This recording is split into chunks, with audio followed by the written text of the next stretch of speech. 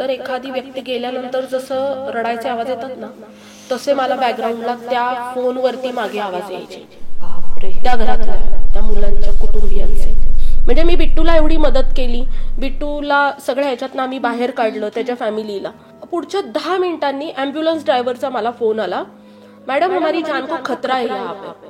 म्हटलं का? मला म्हणे ते तर फोटो बघा आणि त्या बॉडीची कंडिशन खरंच अशी आहे की तुम्हाला फॅमिली बरोबर बोलावं लागेल. घरपोच कधीही बॉडीची डिलिव्हरी दिली जात नाही, दिल्ली मुंबई फक्त तिथपर्यंतच. मार्च महिना फ्लाईट बंद झाली ते जून महिन्यापर्यंत एकही फ्लाईट महाराष्ट्रात लँड झाली नाही. ती डेड बॉडी परत पाठवणं हे शक्यच नाहीये. पण सीफेअरच्या केसमध्ये 1-2 महिने सुद्धा डेड बॉडी परत आणायला जातात. 4,820 विद्यार्थ्यांना भारतात परत यायला रेडिओ संस्थेच्या माध्यमातून मदत केली. दसऱ्याचा दिवस होता सकाळ, अगदी मला तो दिवस मी कधीही विसरणार नाही, कारण त्यात फक्त असे काही तुकडे होते जे जळालेले होते आणि फॅमिलीला कन्व्हिन्स करावं लागेल की या डेड बॉडीचं जे काही अंतिम संस्कार आहेत ते त्यांना मालदीवमध्येच करायचंय. आज तागायत 2020 पासून मला नाही वाटत की मी रात्री कधीही बिन फोन कॉलची मध्यरात्रीच्या झोपलेली आहे. असं एखादं उदाहरण की त्या महिलेला म्हणजे प्रचंड प्रयत्न करून परत आणलं, एक डॉक्टरच्या भूमिकेसारखं, की एक ठराविक तिथपर्यंतच जायचं, ते काम करायचं आणि आपल्या रस्त्याला पुढच्या केसच्या मदतीसाठी लागायचं. पुढचं चक्र नंतर एक वेगळंच सेशन एपिसोड नवीन तिथेच चालू झाला. नमस्कार, सकाळच्या पॉडकास्टमध्ये तुमच्या सगळ्यांचं स्वागत. आज माझ्यासोबत एक खूप खास पाहुणी आलेली आहे आणि खरं तर असं म्हणतात सध्याच्या काळामध्ये की शेजारचाही शेजारच्याला मदत करत नाही, पण असं असताना देशातल्या लोकांना देशाबाहेरून परत आणण्यासाठी, भले ते जिवंत असोत, मृत असो, काही अपघात झालेला असोत, फसवून गेलेलं असोत, अशा सगळ्यांना आणण्यासाठी काम करते. तर रेडिओ या वेलफेअर फाउंडेशनची CEO धनश्री पाटील, धनश्री वाघ पाटील. स्वागत करूया धनश्री, खूप खूप स्वागत. नमस्कार आणि थँक्यू सो मच, तू वेळ दिलास आणि गप्पा मारणार आहोत आपण. धनश्री, म्हणजे मला ना तुझी खरं तर फार फॉर्मल ओळख करून द्यायची नाही, कारण तुझं काम इतकं अप्रतिम आहे, इतकं मोठं आहे. आपण त्याच्यापासून सुरुवात करूया. मला वाटतं एक मालदीवची एक घटना होती आणि तू ती त्या दिवशी मला सांगितलीच बोलता बोलता आणि अगदी अंगावर काटा आला. तिथून सुरुवात करूया. चालेल चालेल. काय घडलं होतं? रेडिओ वेलफेअर फाउंडेशन ही जी आमची संस्था आहे, रेडिओ म्हणजे rescuing every distressed Indian overseas. Okay. तर या संस्थेमार्फत आपण विदेशात अडचणीत अडकलेल्या भारतीयांना, तसेच कुणाची डेथ झाली फॉरेन कंट्रीमध्ये तर त्यांच्या डेड बॉडीज परत आणण्यासाठी आपण मदत करतो. तर त्याच अनुषंगाने मालदीवमध्ये पण आपलं खूप मोठं काम चालू आहे. मालदीव एम्बेसी बरोबर आपलं काम आहे क्लोजली. आमचे तिथे काही सोशल वर्करची टीम आहे आणि मी पुण्यातून ते सगळं ऑपरेट करते ॲज अ CEO. मालदीवमध्ये कुठलीही डेथ झाली इंडियनची की ते पहिले आमचा एक व्हॉट्सअप ग्रुप आहे एम्बेसी बरोबर आणि त्यावेळेला ती गोष्ट आमच्याकडे येते. तर अशा खूप साऱ्या केसेस, कारण जसं गल्फमध्ये लेबर क्लास लोक जातात ना, तसे मालदीवमध्ये पण जातात आणि तिथे हेल्थचा म्हणावा तितका अवेअरनेस नसावा किंवा त्या सर्व्हिसेस तिथे प्रोव्हाइड होत नसाव्यात, त्यामुळे तिथे डेथचा जो रेशो आहे ना तो खूप आहे. तर तिथून आम्हाला म्हणजे महिन्यातून कमीत कमी प्रत्येक वेळेला दर महिन्याला 3-4 तरी डेड बॉडी आम्हाला आणाव्या लागतात. तर अशाच याने एक दिवस असंच मालदीवच्या त्या व्हॉट्सअप ग्रुपवर आम्हाला बातमी आली तिथल्या न्यूजपेपरची की म्हणजे इंडस्ट्रीयल गॅस एक्सप्लोजनमध्ये 18 आणि 19 वर्षाची मुलं, एक होता बिहारचा आणि एक होता भुवनेश्वरचा, ओडिसाचा, अशा मुलांची डेथ झालेली आहे. ती बातमी वाचली आणि जनरली आम्हाला बातम्या आल्या की मग आम्ही तयारीला पुढे लागतो की मुंबईमध्ये आपली टीम आहे की जी डेड बॉडीज रिसीव्ह करते, पुढच्या सगळ्या प्रोसेस करून आपण त्या घरपोच डेड बॉडी देण्याचं काम करतो. मलाही असं वाटलं की हो ठीक आहे, म्हणजे हे आता येतंय काम, आपल्याला एकतर भुवनेश्वरला पाठवायची एक बॉडी आणि एक आपल्याला बिहारला पाठवायची. अशा याने मी माझं टीमला इन्फॉर्म करून टाकलं की असं काही काम येत आहे. आणि मग नंतर थोड्या वेळाने असं आलं की हे रिपॅट्रिएशन आहे ना मॉर्टल रिमेन्सचं, ते पॉसिबलच नाहीये. म्हणजे ती डेड बॉडी परत पाठवणं हे शक्यच नाहीये, आणणं शक्य नाहीये.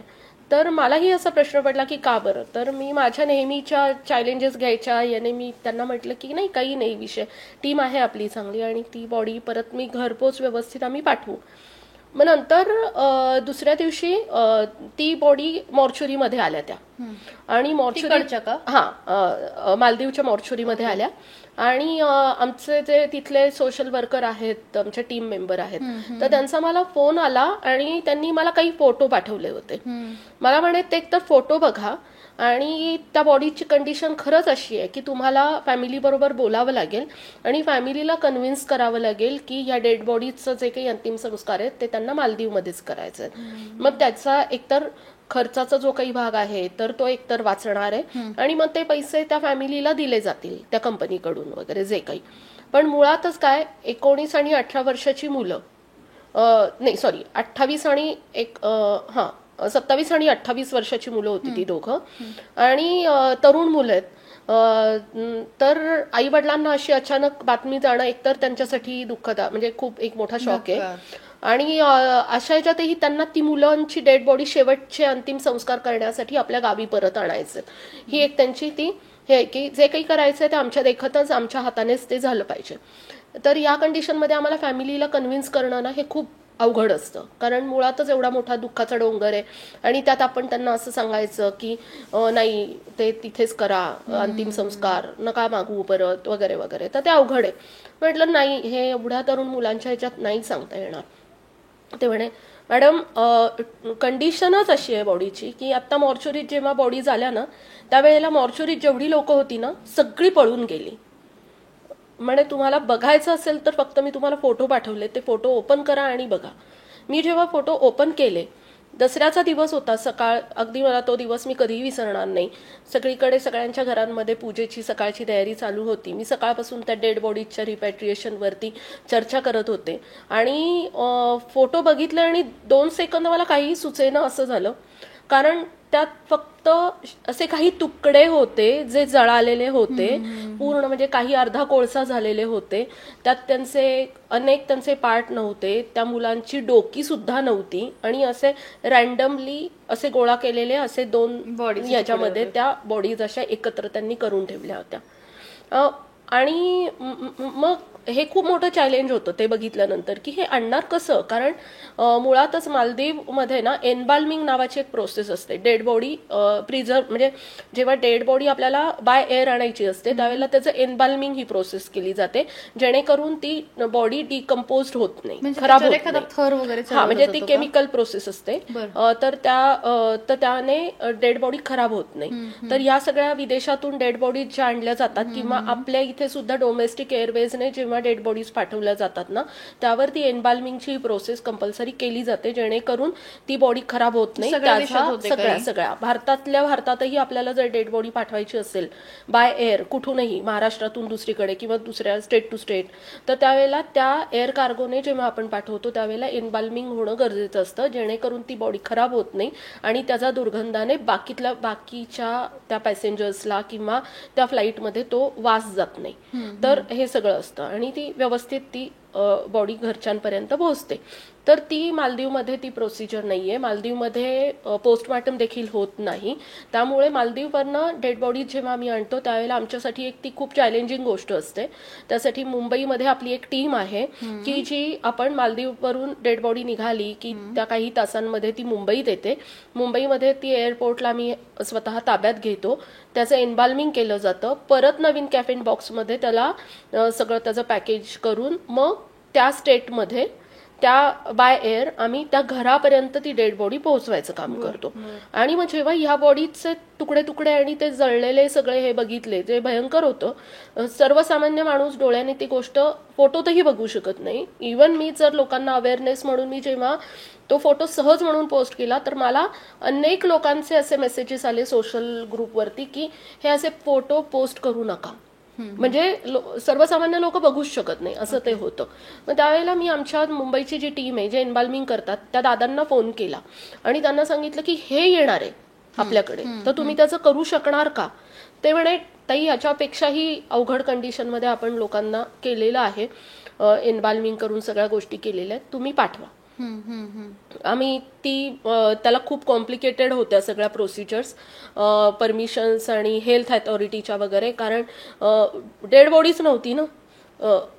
त्यात डोकी नव्हती, त्याला काहीच permission असते का? नव्हतं. हो हो, त्यात बरेचसे कागदोपत्री खूप साऱ्या प्रोसिजर्स असतात. आपल्या इथल्या हेल्थ अथॉरिटीच्या, तिथल्या हेल्थ अथॉरिटीच्या, गव्हर्नमेंटची कागदोपत्री सगळ्या हे सगळं पूर्तता तुम्ही करता? झाल्यानंतर त्याला एजंट्स असतात. हां. प्रत्येक देशामध्ये हे काम करणारे एजन्सीज आहेत बरं. आणि त्यांच्याबरोबर आपण क्लोजली काम करतो. पेपर वर्कचं काम ती लोक करतात आणि आम्ही म्हणजे दुवा आहोत. एम्बेसी, काउन्सिलेट आणि त्या फॅमिली यांच्यामधला दुवा म्हणजे रेडिओ ही संस्था आहे. बरेचदा काय होतं की खेडोपाडची ही अशी म्हणजे कमी शिकलेली लोक असतात.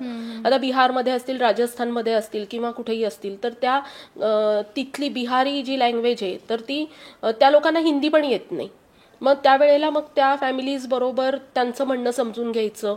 ते परत त्या लोकांना इंग्लिशमध्ये एम्बेसी बरोबर बोलता येत नाही किंवा हिंदीत बोलता येत नाही. मग त्यांना काय म्हणायचंय ते समजून घेऊन ते आम्ही एम्बेसीपर्यंत पोहोचवतो. एम्बेसी जे काही आम्हाला सांगते ते यांना समजून मग ते कागदोपत्री सगळं आम्ही ती प्रोसिजर कंप्लीट करून घेतो फॅमिलीकडून.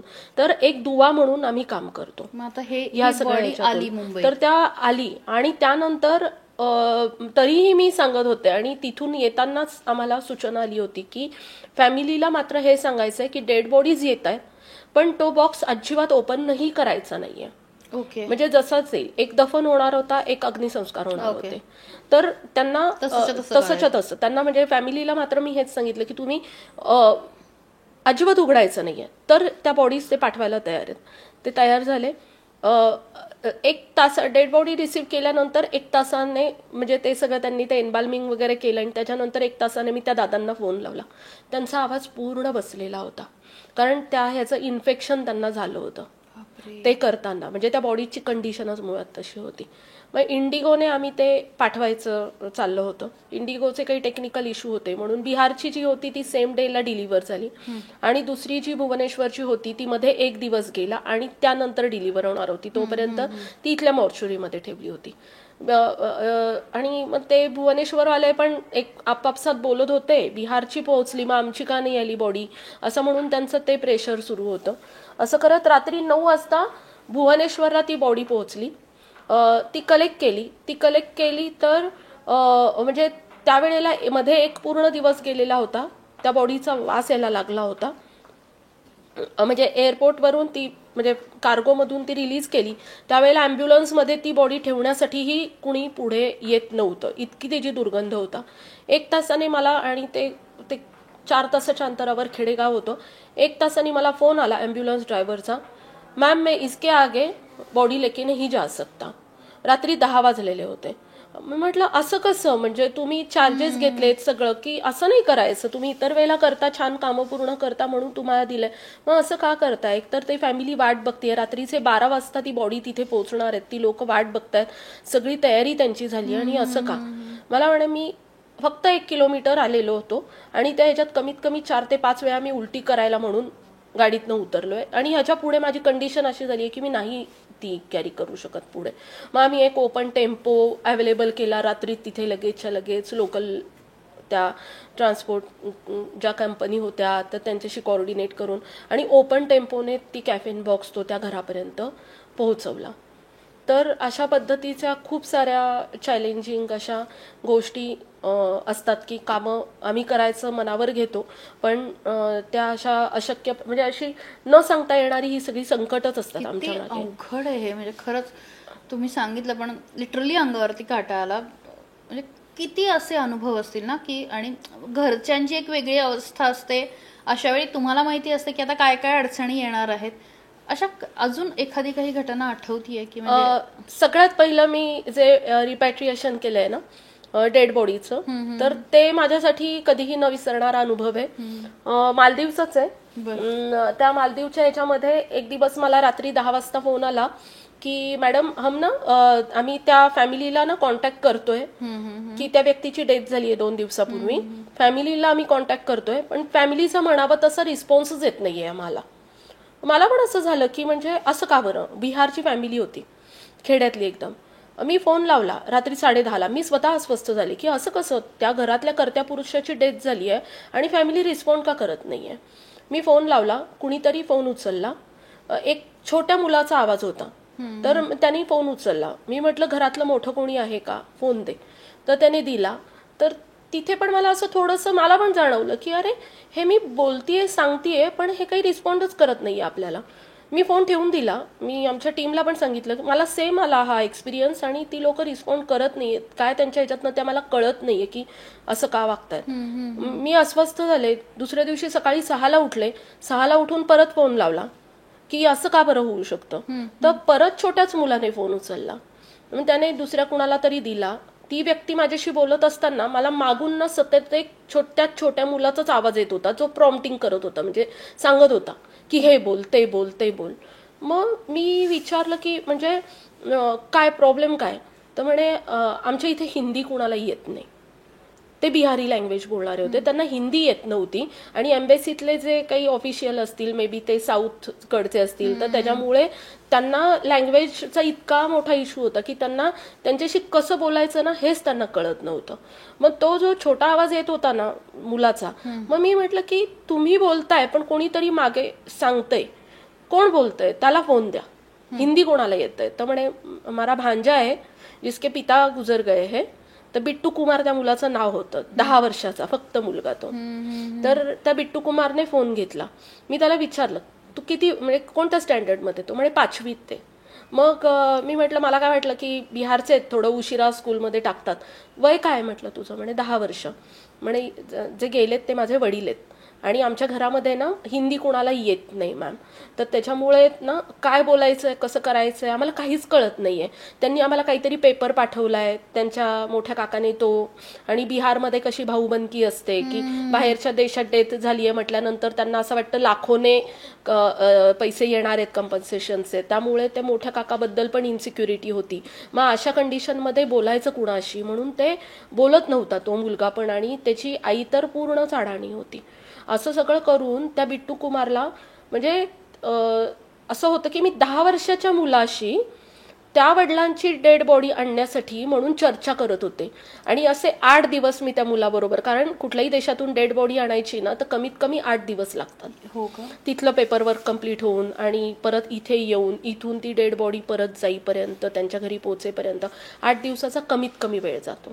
तर त्या ह्याच्यात मी त्या मुलाशी डील करत होते. त्या मुलाशी सकाळपासून रात्रीपर्यंत असे अनेक कॉल बोलत म्हणजे मी त्याला हे करत होते. मला म्हणजे कारण माझ्या मुलाचं वय आणि त्या मुलाचं वय एकच होतं त्यामुळे ते मला जास्त जड जात होतं. कारण इतक्या छोट्या मुलाला. आणि तो मला असं विचारायचा की मग डेड बॉडी खराब नाही ना होणार मॅडम आमच्याकडे येईपर्यंत. मग हे अवघड. म्हणजे मी आता हे जे आधी एनबाल्मिंग बद्दल सांगितलं ना तर ते मला त्याला समजून सांगावं लागत होतं की बिट्टू ऐसे आहे की मग असं प्रिझर्व करावी लागते, मग ती इथे आल्यावर आम्ही त्याच्यावरती हे करू वगैरे वगैरे असं मला त्या छोट्या मुलाला समजून सांगावं लागायचं. मग पेपर वर्कचं काही आलं तिथून इन्शुरन्सचं वगैरे की त्याला एक विश्वास माझ्याबद्दल वाटायला लागला होता की ह्या कोणी मॅडम आहेत आणि ह्या आपल्यासाठी म्हणूनच आहेत. मग ते इन्शुरन्सचे पेपर आलेले की इतके अमाऊंट येणार आहे, मग इतके हे होतंय. तर मग तो माझा कुठलाही पेपर आला ना मालदीवरून की तो मला पाठवायचा हे वाचा. मग तो कधीही मला रात्री कॉल करायचा, रात्री 1ला 2ला कधी पण बिट्टूचा मला यायचा फोन. आणि अशा ह्याच्यामध्ये ना ती डेड बॉडी घरी पोचवेपर्यंत सगळ्या एम्बेसीमध्ये जगातल्या जेव्हा डेड बॉडी पाठवल्या जातात ना तर त्या स्टेटच्या जी मेन एअरपोर्ट आहे ना तिथपर्यंतच जातात. घरपोच कधीही बॉडीची डिलिव्हरी दिली जात नाही. म्हणजे दिल्ली मुंबई फक्त तिथपर्यंतच. आणि घरपोच कधीच डेड बॉडी दिली जात नाही. पण रेडिओ संस्थेने ही मालदीव पासून सुरुवात केलेली आहे की आम्ही घरपोच त्या दारापर्यंत ती डेड बॉडी देतो. कारण ऑलरेडी खूप दिवस गेलेले असतात डेड बॉडी त्यांच्यापर्यंत जायला. फॅमिलीची कंडिशन खूप खराब असते. अनेकदा ते अशिक्षित असतात, त्यांना माहिती नसतं की त्या एअरपोर्टपर्यंत कसं जायचं. आणि मग खूप साऱ्या अडचणीमधून त्या फॅमिलीने तिथे जायचं आणि मग परत ते सगळं करत ती घरापर्यंत आणायची. हे खूप अवघड आहे. म्हणून मग आम्ही ते डोअर स्टेप डिलिव्हरीचं. तर बिट्टू कुमारच्या बाबांची जी ती त्याच्या वडिलांची आहे ना ती आमची फर्स्ट अटेम्प्ट होता डोअर स्टेपची. तर मग आम्ही मुंबईत ते केलं. त्यावेळेला फ्लाईटने नाही केलं आम्ही. मग मुंबईत आम्ही 36 तासाचा प्रवास करून बाय ॲम्ब्युलन्स आम्ही मुंबईपासून बिहारला ती डेड बॉडी पाठवली. आणि जेव्हा पाठवली मी तोपर्यंत बिट्टूशी बोलत होते. अगदी मला तो बिट्टू बोलतोय फोनवर, मला मागणं ॲम्ब्युलन्सचा आवाज येतोय तोपर्यंत मी त्याच्याशी फोनवर बोलले की बिट्टू पोचलं ना. हो पोचला. त्याने फोन ठेवून दिला. पुढचं चक्र नंतर एक वेगळाच सेशन एपिसोड नवीन तिथेच चालू झाला. म्हणजे मी बिट्टूला एवढी मदत केली, बिट्टूला सगळ्या ह्याच्यातनं आम्ही बाहेर काढलं, त्याच्या फॅमिलीला. आणि नंतर पुढच्या 10 मिनिटांनी ॲम्ब्युलन्स ड्रायव्हरचा मला फोन आला, मॅडम हमारी जान को खतरा है यहाँ पे. म्हटलं का? तर म्हणे की मला मी एकतर एक एन्व्हलप येतं डेड बॉडी बरोबर, ज्याच्यामध्ये सगळी ओरिजिनल डॉक्युमेंट्स असतात, आणि ते कुठला तरी जी त्या फॅमिलीचा म्हणजे मोठा माणूस असेल किंवा जबाबदार आहे त्याच्या हातात ते दिलं जातं. तर मी त्यावेळेला सरळ सांगितलं होतं, कारण बिट्टूने मला ऑलरेडी ते भाऊबंदकीचं सांगितलेलं होतं. त्यामुळे मी ॲम्ब्युलन्स ड्रायव्हरला सांगितलं होतं की तिथे एक छोटासा मुलगा दिसेल, बिट्टू कुमार नावाचा, छोटा आहे म्हणून असं समजू नको, तर त्याच्याच हातात ते सगळं गेलं पाहिजे. तर त्याच वेळेला अचानक एवढ्या 8-10 दिवसांमध्ये कुणीच न बोलणारे अचानक कुणीतरी एक चुलत भाऊ तिथे उभा राहिला आणि त्याने ते एन्व्हलप वगैरे ताब्यात घेतलं आणि ॲम्ब्युलन्सवाल्याला म्हणे पैसे पण पाठवलेत, आम्हाला पैसे पाहिजेत, आणि जोपर्यंत आम्हाला पैसे मिळत नाहीत तोपर्यंत आम्ही ॲम्ब्युलन्स इथून जाऊच देणार नाही. आणि त्या बिहार सारखं ते गाव आणि तिथलं ते सगळं, हो, आणि अख्खं गाव त्या ॲम्ब्युलन्सच्या भोवती गोळा झालं होतं. त्यांनी घेरलं होतं आणि त्या ॲम्ब्युलन्स ड्रायव्हरला ते म्हणत होते की आम्हाला जर पैसे दिले नाहीत त्या डेड बॉडी बरोबर आलेले, तर आम्ही ॲम्ब्युलन्स इथेच पेटवून देऊ. म्हणजे तो ॲम्ब्युलन्स ड्रायव्हरची कंडिशन अशी होती की एकतर ती डेड बॉडी परत तिथे पाठवायची म्हणून तो 36 तास कंटिन्यू कुठेही न थांबता ड्राईव्ह करत गेला. तिथे गेल्यानंतर त्याने उलट त्याचे आपण त्या लोकांनी आभार मानायला पाहिजे होते की डेड बॉडी त्याने इतक्या लांब बाय रोड आणून दिली. त्याला पाणीही न विचारतात ते त्याची ॲम्ब्युलन्स पेटवायला आणि त्याला मारायला बसले होते. आणि तो भयंकर असा तिथे तो सगळा हे झाला होता, वातावरण सगळं पेटलं होतं. आणि त्या ह्याच्यातून ॲम्ब्युलन्स ड्रायव्हरच्या मेन ऑफिसमधनं मला फोन की आत्ता तुम्ही काहीतरी करा, नाहीतर माझी ॲम्ब्युलन्स पण जाणार आणि हा माणूस पण जाणार. मग अशा वेळेला आम्ही एम्बेसीत फोन केला मालदीवच्या, त्यांना सांगितलं हे असं झालेलं आहे, तर तुम्ही तिथल्या लोकल जे काही आहेत बिहारचं स्टेट गव्हर्नमेंटचे जे अथॉरिटीज असतील, पॉलिटिशियन असतील, त्यांना कॉल करा आणि इथे या गावामध्ये हा इन्सिडन्स झालाय हे तुम्ही त्यांना कळवा. मग त्यांनी तेव्हा तिथल्या जे कोण लोकल MLA आहेत त्यांना कॉन्टॅक्ट केलं. त्यांनी त्यांच्या ग्रामपंचायतीच्या आपल्या ह्याला फोन केला आणि तो थोडा सुशिक्षित होता. तर तो जेव्हा तिथे आला त्याने ते लोकांना सांगितलं समजून की असं कधीही डेड बॉडी बरोबर पैसे येत नाहीत. खरं तर आम्हाला माहिती होतं ऑलरेडी जी काही अमाऊंट होती ती अकाउंटला डिपॉझिट झालेली होती, पण बिट्टूच्या फॅमिलीने सांगितलेलं नव्हतं. आणि त्यावेळेला त्या माणसाची तिथून सुटका झाली. त्याने मला 5 मिनिटात फोन केला की मी तिथून निघालोय. मी त्याला म्हटलं पुढचे 15 ते 20 किलोमीटर अजिबात इकडे तिकडे न बघता, बिलकुल न थांबता तू तिथनं निघायचं साधी त्या गावाच्या वेशीपासून खूप लांब, आणि मग नंतर जे काही आपल्याला बोलायचं ते आपण बोलू.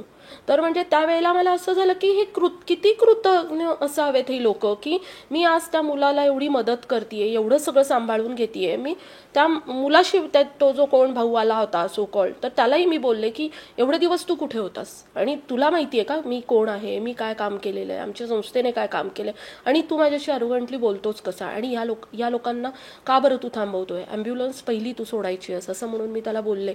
मग नंतर मी बिट्टूला फोन लावला. मी खूप स्ट्रेस झाले होते, कारण एकतर ती बॉडी आणण्याचा तो स्ट्रेस आणि त्यानंतर हा नवीन सगळा असा भयंकर सगळा प्रकार आमच्या म्हणजे अनएक्सपेक्टेड होता सगळा. तर मी बिट्टूला फोन केला, म्हटलं बिट्टू हे काय की म्हणजे मी खरंच म्हणजे मला काही सुचत नव्हतं. मी बधीर झाल्यासारखी अशी बसून होते, मला संतापही होत होता, मला रडायलाही येत होतं, अशा ह्याच्यामध्ये मी हे होते. आणि पुढच्या जवळजवळ 1 तासाने ना मला बिट्टूचा एक मेसेज आला. त्याच्यामध्ये मला त्याने फोटो पाठवला होता एक. मी तो फोटो ओपन केला. त्याच्यामध्ये तो बिट्टू कुमार, ज्याला मी कधीही बघितलेलं नव्हतं डोळ्यांनी, तो त्या देहाती ह्याच्यातला ते फक्त काय त्याचं धोतर त्याने घातलेलं असेल ते, आणि त्याच्या बाजूला त्याची 3 लहान मुलं, लहान भावंड, अगदी एक छोटीशी 2.5 वर्षाची बहीण, अजून दुसरी बहीण, एक भाऊ, असे 3 जण उभे होते. आणि त्यांच्या मागे त्यांच्या वडिलांची चिता, पेट घेतलेली चिता, आणि त्याच्या पुढे बिट्टू आणि त्याची 3 भावंड.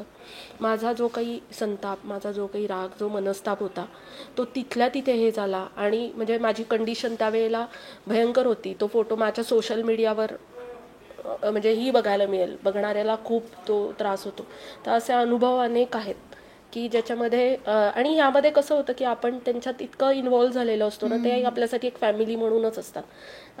तर त्या पद्धतीने म्हणजे असं बॉन्ड ते क्रिएट होतात. भयानक आहे हे सगळं. पण मग आमचा ते कामाचा तो हेच असं आहे की ते काम संपलं की तो बॉन्ड तिथेच एक डॉक्टरच्या भूमिकेसारखं, की एक ठराविक तिथपर्यंतच जायचं, ते काम करायचं आणि आपल्या रस्त्याला पुढच्या केसच्या मदतीसाठी लागायचं. म्हणजे हे झालं की सामान्य लोक जेव्हा अशा पद्धतीने बाहेरच्या देशामध्ये त्यांचा मृत्यू होतो तेव्हा.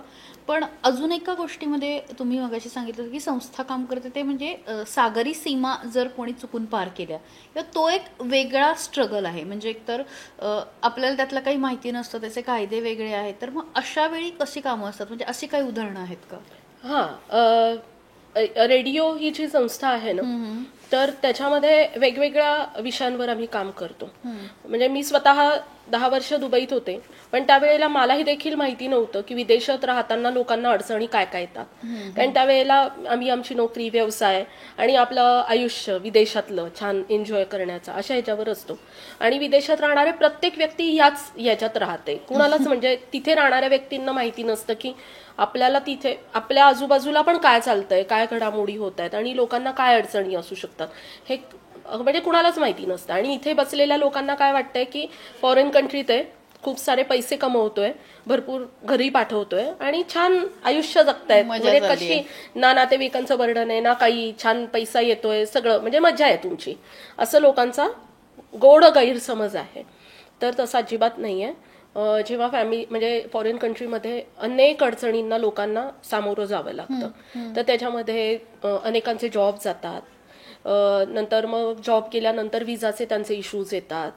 खूप सारी लोक जॉबला जातात तर गल्फ सारख्या रिजनमध्ये त्यांचे पासपोर्ट ताब्यात घेतले जातात. हो, हां, म्हणजे त्यांनी पळून जाऊ नये किंवा त्या कंपनीतच त्यांनी हे राहावं म्हणून ते पासपोर्ट पहिले ताब्यात घेतले जातात. तर मग जर पासपोर्ट कंपनीच्या ताब्यात असेल तर ती व्यक्ती तो देश सोडूच शकत नाही. तर असे असतात. परत आपल्या महिला खूप साऱ्या गल्फ रिजनमध्ये मेड वगैरे म्हणून जातात. स्टुडंट्स जातात, जसं युक्रेनचा आपण खूप जवळून पाहिला सगळ्यांनी. त्यामुळे स्टुडंटचे काय इश्यूज असतात ते आपल्याला माहिती होतात. आपण जाऊया. तर अजून म्हणजे तर हे सगळे विषय आम्ही हँडल करतो. त्यातला अजून एक महत्वाचा विषय म्हणजे मर्चंट नेव्ही. आपल्याला असं वाटतं सगळ्याच लोकांना मर्चंट नेव्ही ते म्हणजे काय, तर मर्चंट नेव्हीमध्ये आहे म्हणजे गलेलठ्ठ असा पगार आणि सुट्ट्या. आपल्याला 6 महिने ती व्यक्ती इथे दिसते, 6 महिने शिपवर, 6 महिने आराम असं. पण तसं अजिबात नाहीये. माझ्या घरात माझा स्वतःचा भाचा सुद्धा मर्चंट नेव्हीत आहे आणि घरातल्या लोकांना अजून सुद्धा म्हणजे असं वाटतं की तो खूप छान कमी वयात खूप सारा पैसा कमवायला लागलाय. पण radio welfare foundation seafarer wing आहे आमचा खास एक. म्हणजे सी फेअरर म्हणजे मर्चंट नेव्हीचे. तर त्याच्याच एक विंग आहे. तर कॅप्टन संजय पराशर आणि कॅप्टन गजानन करंजीकर हे ते सगळा त्याचा चार्ज बघतात. खूप अनुभवी अशी दोन्ही व्यक्तिमत्व आहेत. डीजी शिपिंग म्हणजे आपण जे जनरल जी लोक असतात ना, जेव्हा फॉरेन कंट्रीत जातात आपण, तर आपलं मिनिस्ट्री ऑफ एक्सटर्नल अफेअर, विदेश मंत्रालय यांच्या ह्याच्यातनं आपण जातो. सी फेअररसाठी जे आहे ना, तर ते डीजी शिपिंग एक डिपार्टमेंट आहे. त्याच्या थ्रू ते सगळ्या त्यांच्या प्रोसिजर होतात. त्या ज्या कंपनीज असतात सगळ्या शिपिंगच्या त्या त्यांच्याशी कनेक्टेड असतात. या सगळ्या लोकांचं रेकॉर्ड त्यांच्याकडे असतं. आणि हे दोघं आमचे जे ॲडवायझर आहेत तर ते त्यांचे खूप चांगले कनेक्ट डीजी शिपिंग बरोबर आहेत आणि सगळ्या रूल्स रेग्युलेशन खूप चांगल्या प्रकारे माहिती आहेत. जनरल लोक आपण जेव्हा कुठलाही अब्रॉड ट्रॅव्हल करतो तर आपला पूर्ण रूल्स रेग्युलेशन, आपल्या फॉर्मॅलिटीज ह्या पूर्ण वेगळ्या आहेत. आणि सी फेअरर जे जातात ना, तर त्यांच्यासाठीच्या विजा प्रोसेस किंवा ते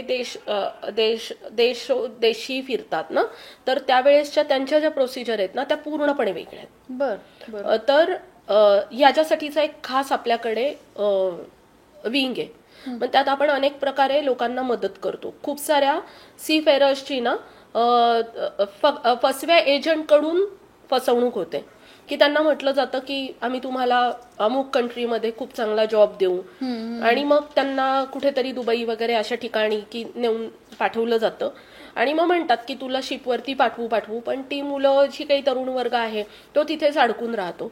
तर अशा अनेक तरुण मुलांची आपण दुबईमधून सुटका केलेली आहे की जे नोकरीवरती आपल्याला जॉईन व्हायचंय, इथे लाखो रुपये दिलेत त्यांनी त्या लोकांना, आणि तिथे जाऊन ते असेच बसलेले आहेत, ना त्यांच्याकडे राहायची सोय ना त्यांची खाण्याची सोय आहे, काहीच नाही. ते फक्त दुबईमध्ये जाऊन वाट बघत बसतात की आता आपल्याला कधी कॉल येईल आणि आपण कधी जॉईन होऊ. तर अशा अनेक तरुण मुलांना आपण परत आणलेलं आहे. पण मग त्यांचे म्हणजे पासपोर्ट वगैरे जप्त केलेले असतील किंवा हो, मग त्यांना त्याच्या पण प्रोसिजर आहेत, तर त्या आपण काय पद्धतीने आपण मदत करू शकतो तर त्या ह्याच्यामध्ये आपण नक्कीच चर्चा करू.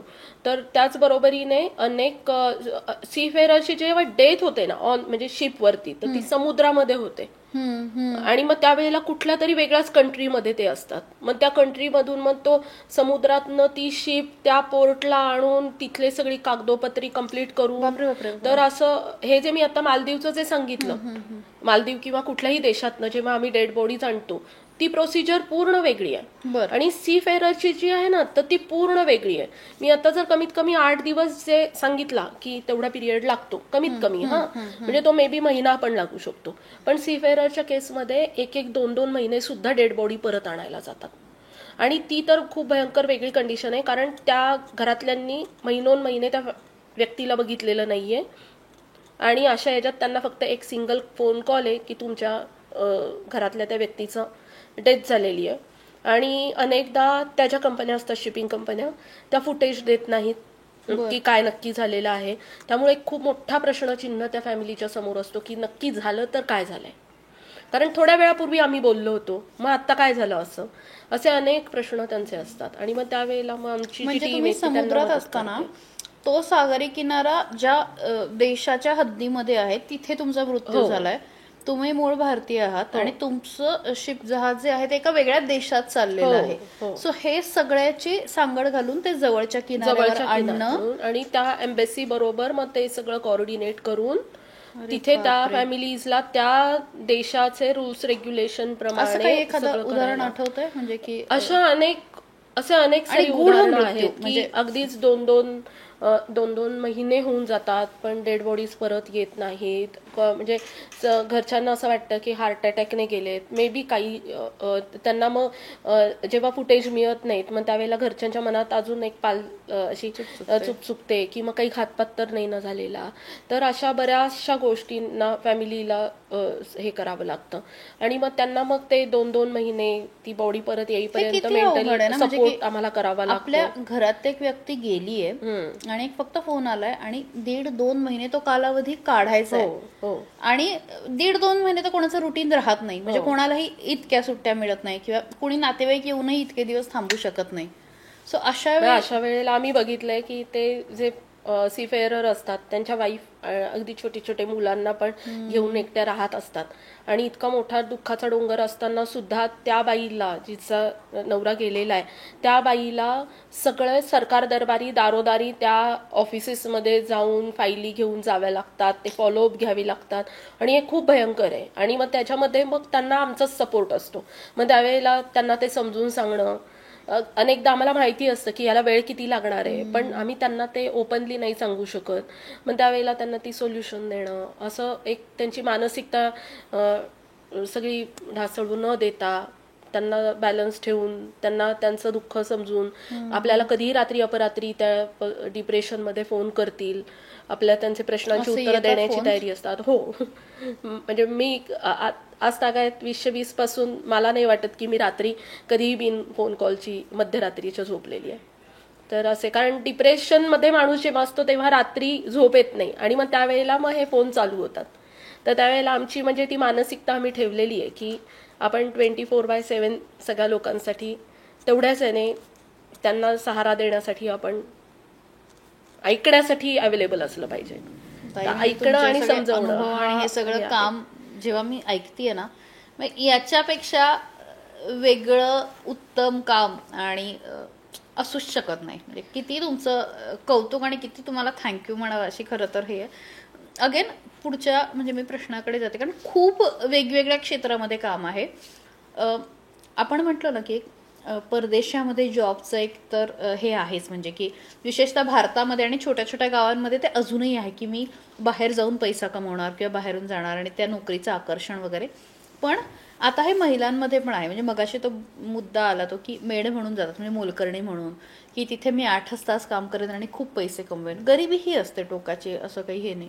सो अशा वेळी ज्या महिला जातात आणि मग त्यांना फार वाईट चक्रातून जावं लागतं, मला जरा त्याच्याबद्दल जाणून घ्यायचं आहे. महिलांचे तर प्रश्न हे भयंकर आहेत आणि हे आत्ताचे नाही आहेत, वर्षानुवर्ष चालत आलेले आहेत. म्हणजे जर आज आपण मुंबई सारख्या भागामध्ये जर गेलो ना, तर मुंबईत अशा अनेक महिला आहेत ज्या आता 50शी क्रॉस झालेल्या आहेत, ज्या गल्फ कंट्रीमध्ये राहतात. त्यांची मुलं म्हणजे महिलांचा असा तो तिथला पॅटर्नच आहे अनेक वर्षांपासून चाललेला, की गल्फमध्ये कामाला जातात, छोट्या मुलांना शेजाऱ्या पाजाऱ्यांकडे किंवा अगदीच क्लोज नातेवाईकांकडे सांभाळायला ठेवून जातात. म्हणजे भारतात? हा, भारतामध्ये. आणि त्या महिला तिथे बिचाऱ्या काम करतात, अनेक संकटांना तोंड देतात आणि इकडे पैसा पाठवतात आणि मुलांची शिक्षण पूर्ण करतात. अशा अनेक मी महिला बघितल्या आहेत की ज्या वर्षानुवर्ष तिथे राहिलेल्या आहेत आणि त्यांची मुलं इथे खूप चांगल्या पदावरती कार्यरत आहेत आणि खूप चांगली शिकलेली आहेत. आई कष्ट करतीये, मुलं इथे शिकलेली आहेत, असं सगळं वर्षानुवर्ष चालत आलेलं आहे. त्या ह्याच्यामध्ये कोविडच्या काळामध्ये जेव्हा आम्ही 2020 फ्लाईट रिस्ट्रिक्शन होते ना, त्यावेळेला अशा खूप साऱ्या मेड्सच्या आम्ही कॉन्टॅक्टमध्ये आले होते आणि हेच मी त्यावेळेला बघितलं की त्या 45-50च्या सगळ्या जणी आणि त्यांची मुलं इथे अगदी खूप चांगली स्वतःच्या पायावर उभी राहिली आहेत, चांगली चांगली शिक्षणं त्यांनी पूर्ण केलेली आहेत, असे त्यावेळेला बघितले. पण त्याच वेळेला त्या महिलांनी काय फेस केलेलं आहे आणि म्हणजे त्यांचं मानसिक त्यांचं शोषण झालेलं आहे, त्यांचं शारीरिक शोषण झालेलं आहे आणि हे सगळं ती माता सहन करते आणि आपल्या मुलांना मोठं करत असते इथे पैसे पाठवून. तर अशा महिला खूप साऱ्या आहेत. आज पण 2-2 वर्षाच्या मुलांना सुद्धा इथे मुंबईमध्ये किंवा कुठल्या खेडोपाडी ज्या महिला आहेत ना, त्या ठेवून गल्फमध्ये जातात आणि हे फसवे एजंट लोक त्यांना घेऊन जातात. की सांगितलं जातं, ही लोक काम काय करतात की यांचं नेटवर्क असतं ना, खेडेगावांमध्ये असतं. बरं. फॉर एक्झाम्पल, एखाद्या महिलेच्या पतीचा मृत्यू झालाय, तिची मुलं छोटी आहेत, तर ही लोक आहेत ना, त्यांना टार्गेट करतात. नातेवाईकांच्या थ्रू असू दे किंवा तिथे पर्सनली जाऊन एक महिन्याला 35,000 ते 40,000 रुपये तुला पगार मिळेल असं म्हटल्यानंतर एवढा डोंगर कोसळलेली ती महिला आहे की आता आपल्याला करायचं काय, खाणार पिणार काय, असं म्हटल्यानंतर 35-40 ऐकल्यानंतर, 1000 ऐकल्यावर तिला वाटतं की आपण जाऊ.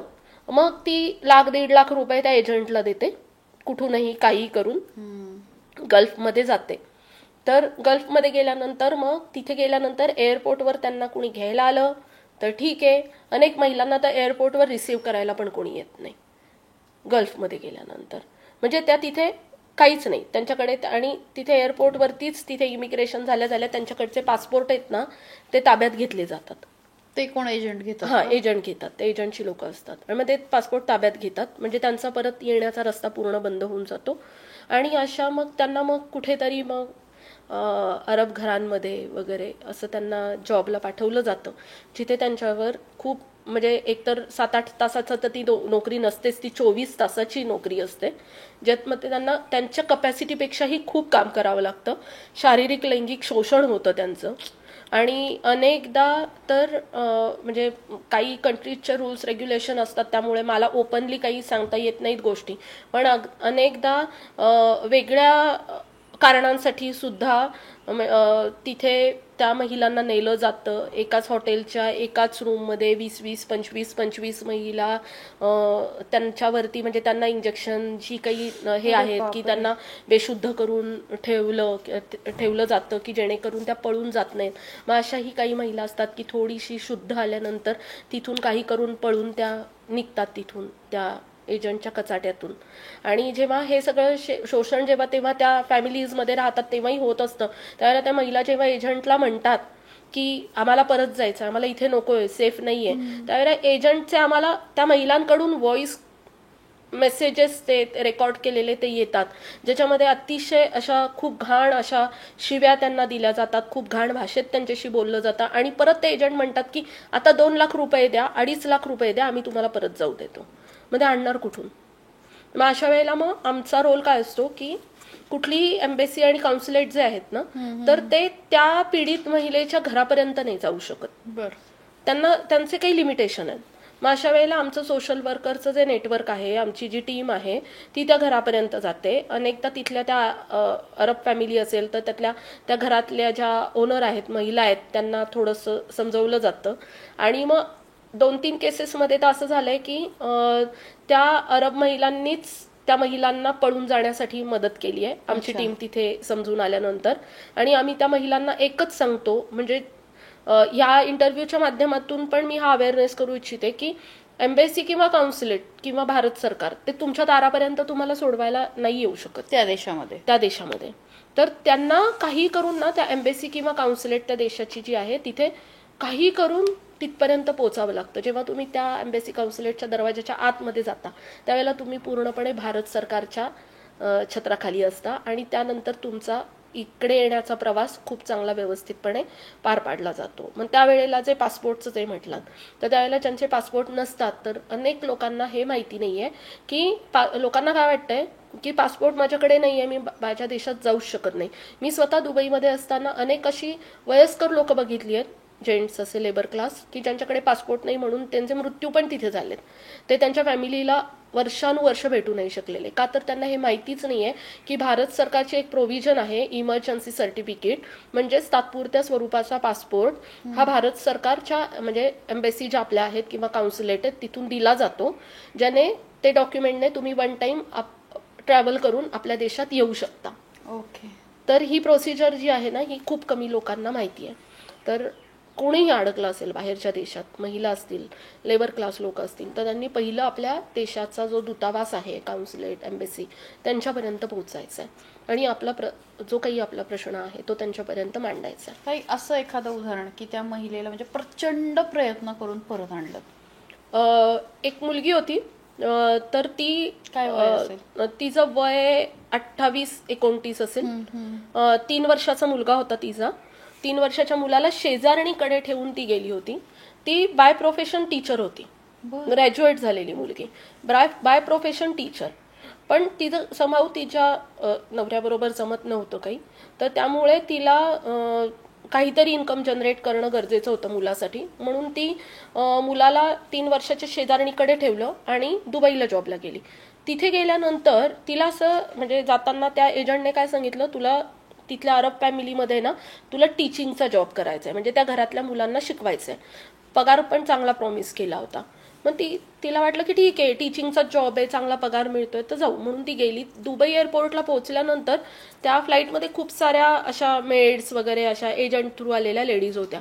तिथे गेल्यानंतर तिला कुणीच भेटलं नाही, म्हणजे तिला रिसीव्ह करायला कुणीच आलं नाही. इथून तर ती 1.5 लाख रुपये देऊन गेली होती आणि तिथे गेल्यानंतर तिला कुणीच घ्यायला आलं नाही. तर तेव्हा आजूबाजूच्या ज्या लेडीज होत्या त्यांना तिने सांगितलं की मी पण पैसे भरून आली आहे, पण मला घ्यायला कोणी आलं नाही.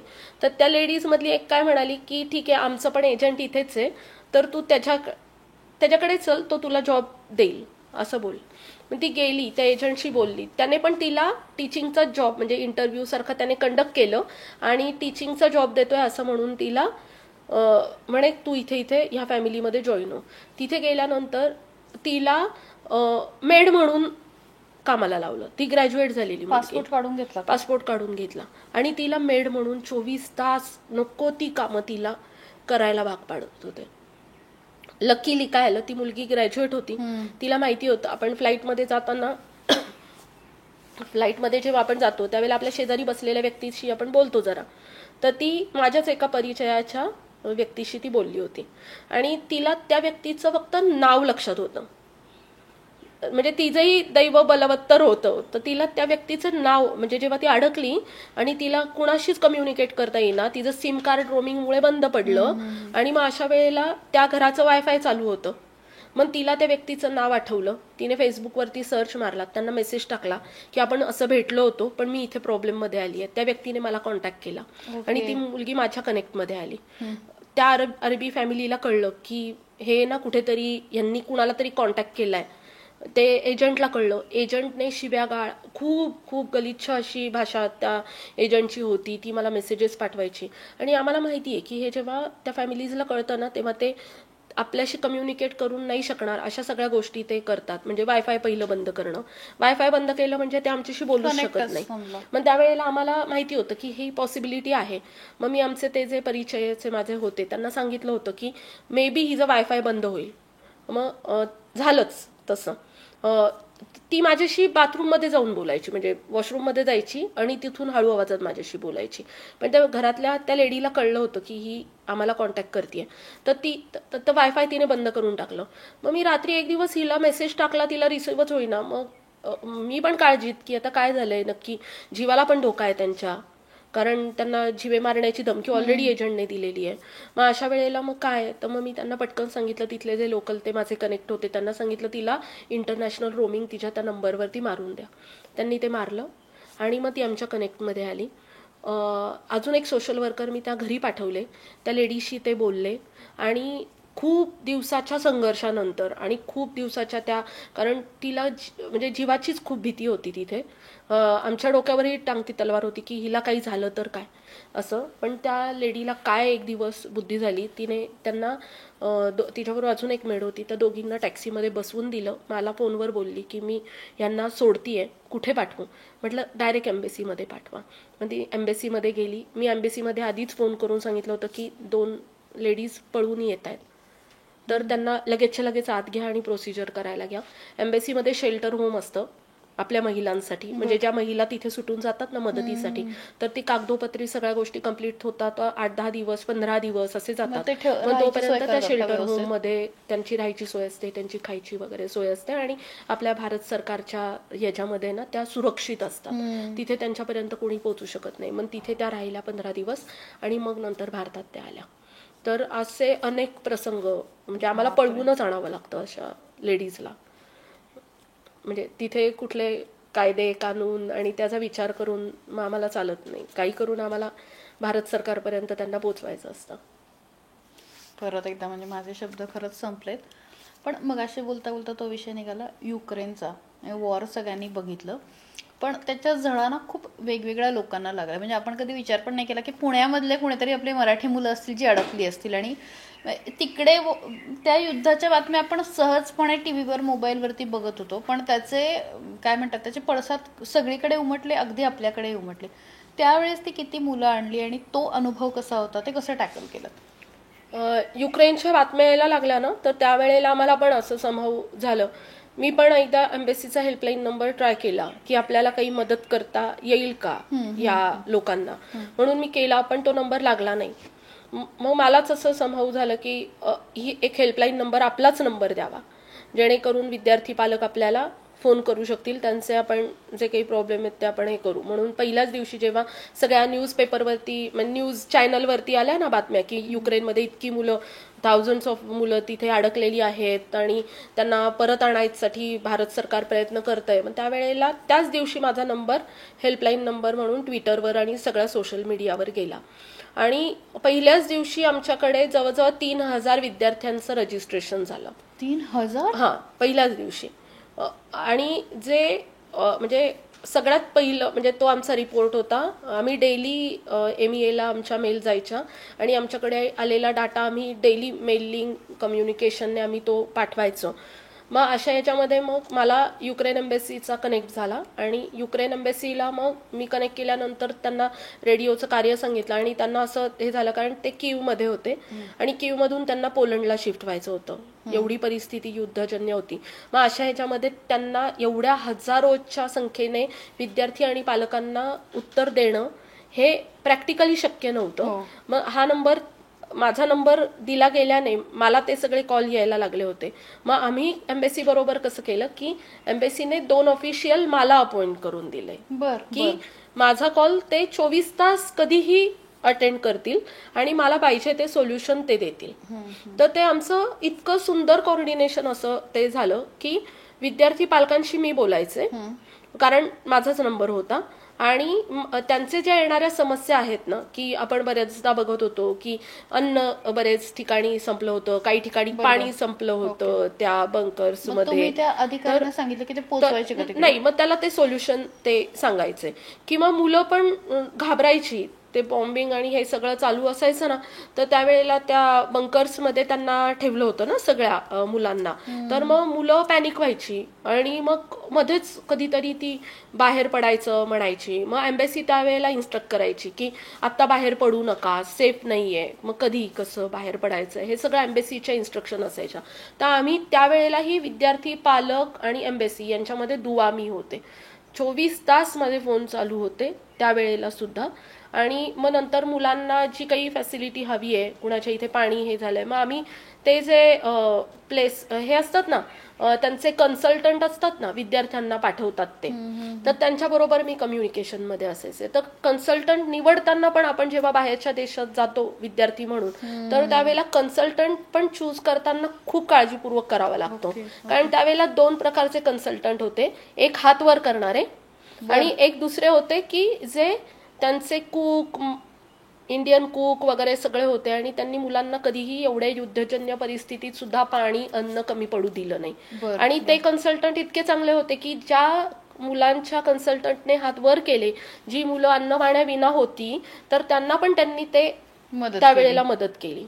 तर अशा काही कन्सल्टंटला पण आम्ही घेऊन तिथे काम केलं की अमुक ठिकाणी, अमुक युनिव्हर्सिटीमध्ये. पहिली फ्लाईट आणणं, मला जरा तो अनुभव ऐकायचा. तर या मुलांना मग आम्ही ते सगळं मदत केली.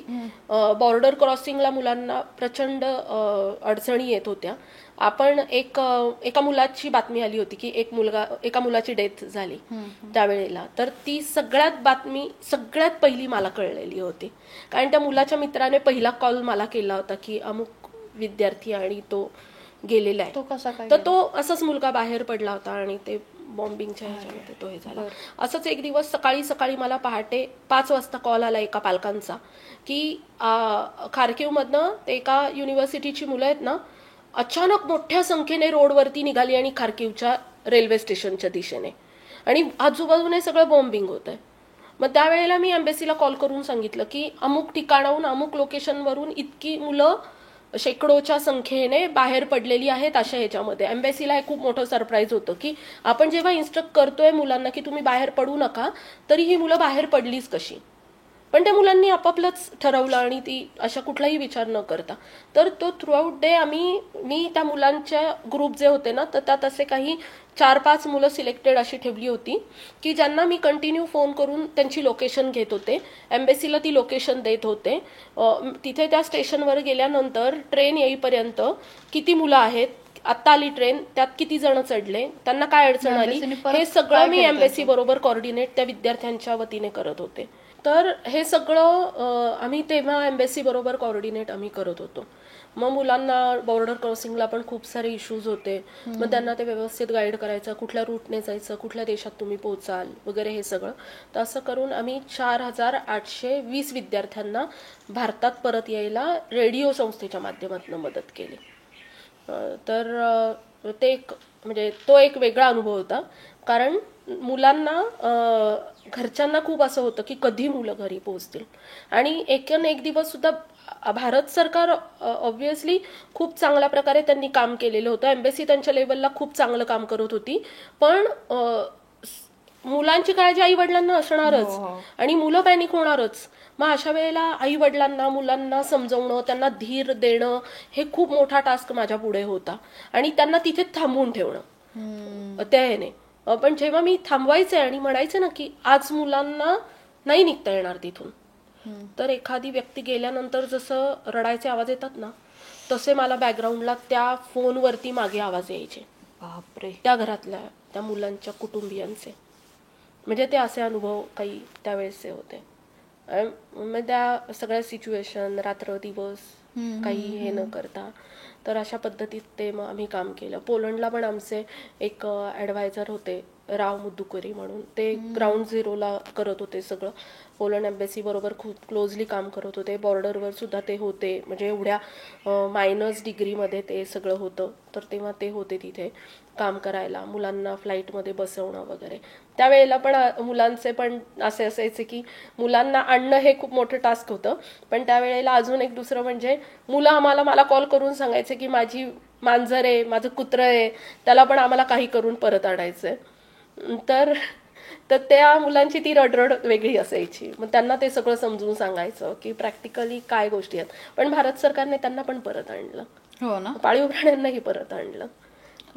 आता सरकारचा विषय निघालेला आहे आणि तुम्ही मगाशी पण सांगितलं की वेगवेगळ्या एम्बसीमध्ये आणि तिथे तिथे काम करणाऱ्या लोकांचं तुमचं नेटवर्क आहे.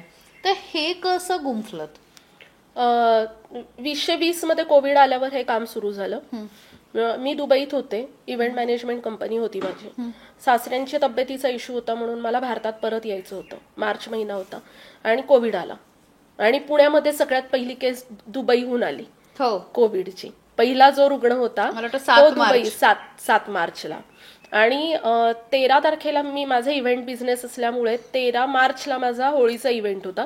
तो करून मला भारतात यायचं होतं. तिकडे होतं. हा, तर कोविडमुळे तो 2 दिवस आधीच कॅन्सल झाला. तेव्हा 40-45 रुग्ण होते दुबईमध्ये त्या दिवसाला, 11 मार्चच्या दरम्यान. आणि त्यावेळेला जेव्हा इथे रुग्ण सापडला दुबईहून आलेलाच आणि त्याच्यामुळे पुण्यामध्ये एकदम सगळं लॉकडाऊन वगैरे सगळ्या गोष्टी झाल्या आणि फ्लाईट रिस्ट्रिक्शन आले सगळ्याकडेच. पण महाराष्ट्रामध्ये ना फ्लाईट म्हणजे आम्हाला काय वाटलं की होईल, एक कोविड इतका मोठा असेल आपल्यालाही कोणालाही स्वप्नातही वाटलं नव्हतं. 8 दिवसांनी 10 दिवसांनी अगदी महिना अखेरीस फ्लाईट चालू होतील असं वाटलं होतं तेव्हा. पण काहीच नाही. वंदे भारत मिशनच्या फ्लाईट डिक्लेअर झाल्या, सगळ्या स्टेटसाठी आल्या, महाराष्ट्रासाठी एक पण फ्लाईट आली नाही.